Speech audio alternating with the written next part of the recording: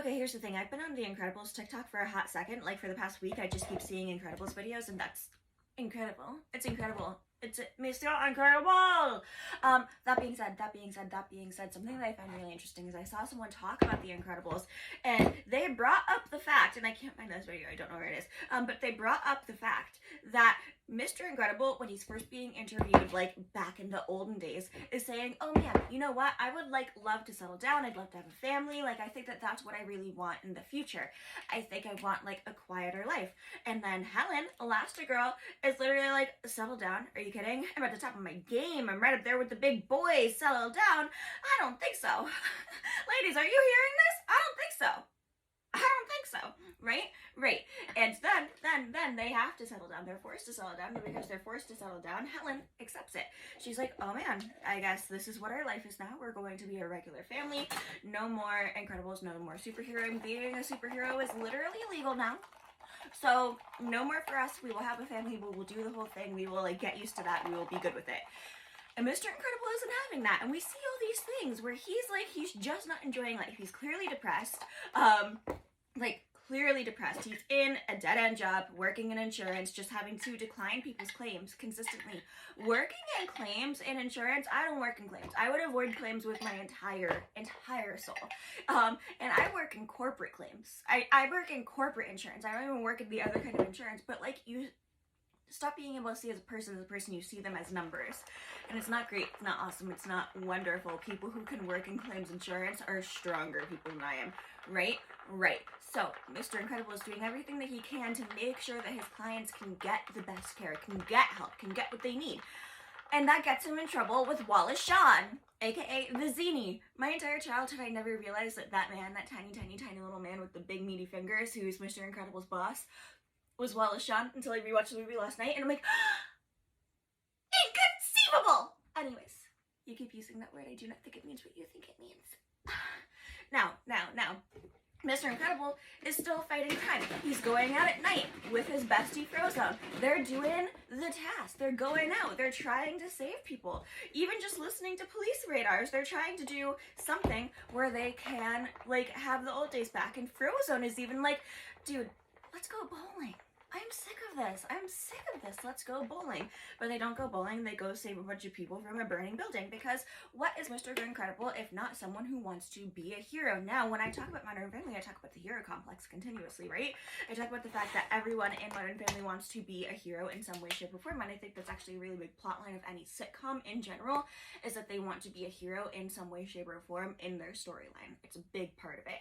So, Mr. Incredible wants to be a hero. He wants to be the big man on campus. So when he's given the chance by Mirage to go fight something, like go fight this big robot creature, he jumps at it. He lives when he's supposed to die. He jumps at the opportunity, and he is also, like, once he's been given this money, once he's been given this opportunity, once he's been given this chance to be a superhero again, turns his life around. He starts working out again. He starts being happy in life. Before he's even working out, the first thing that he does is he kisses his wife like he means it. Possibly for the first time that he's really meant it in a hot second, which is saying something because you can tell how close Mr. Incredible and Mrs. Incredible are, right? Right. Okay. You can also tell how little they fight from the fact that Dash and Violet are like, you guys are fighting. What's going on? Like, why is this happening? You were yelling. You don't yell? Anyways, Mr. Incredible is living this second life, and he is, in a way, cheating on his wife. He's not cheating on his wife with Mirage, but he is cheating on his wife, like, emotionally, with the job of being a superhero. And Mr. Incredible, my best friend, while we were watching this last night, was like, oh, it's because of his ego. It's because of his ego. And I'm like, I actually disagree with that. I don't think it's his ego. I didn't agree with it at the time. I was like, yeah, of course his ego comes into play, but I actually do not think that it is his ego that comes into play for the reason that he's so much happier now, that he feels so much more alive now, that he's being able to do something.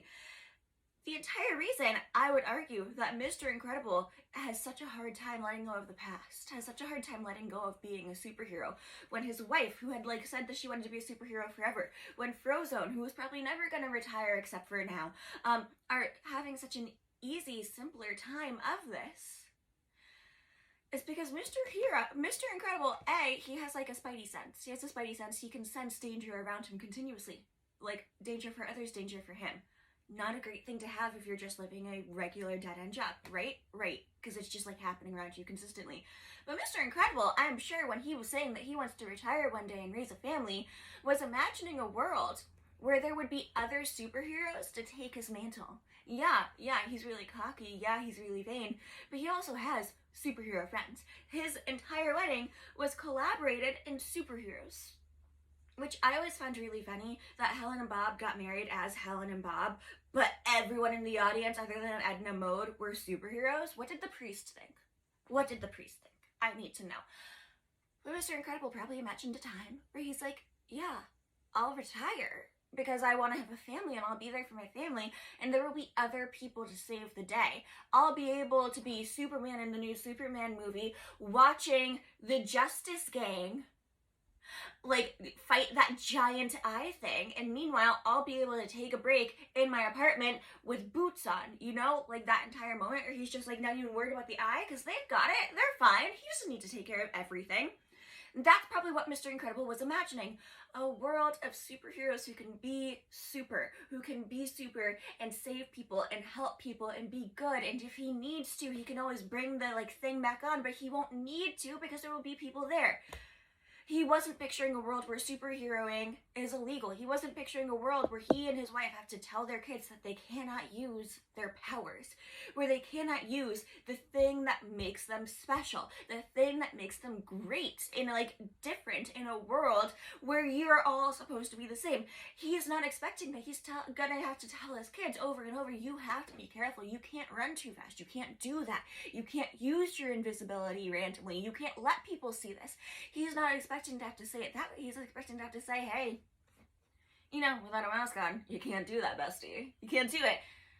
So of course, he's the one that has a harder time letting go because he's the one who has always, wanted to be a hero. And clearly was like really relying, because a large part of his personality was on being a hero. But he also wants to save people. So being able to save this billionaire on an island is fantastic because it's at least giving him purpose again. It's letting him like live again. It's letting him think about the future again so that maybe he can start helping others. Maybe he can start feeling better about himself. Maybe better things can come along. Because once the like depressive episode is pulled out of him because he saves them from like this robot thing and he sees that he does still have it, it gives him the opportunity to start dreaming again, which was taken away from him, which would also explain the depressive episode that I'm sure he was in. I love The Incredibles so much. I forgot how much I loved it. Thank you to everyone who's been like analyzing The Incredibles and like just actively going on my page with all these drawings of Incredibles characters and all that jazz because I really appreciate it. Boy was that good. Boy was that a good rewatch. Love it. Okay, bye.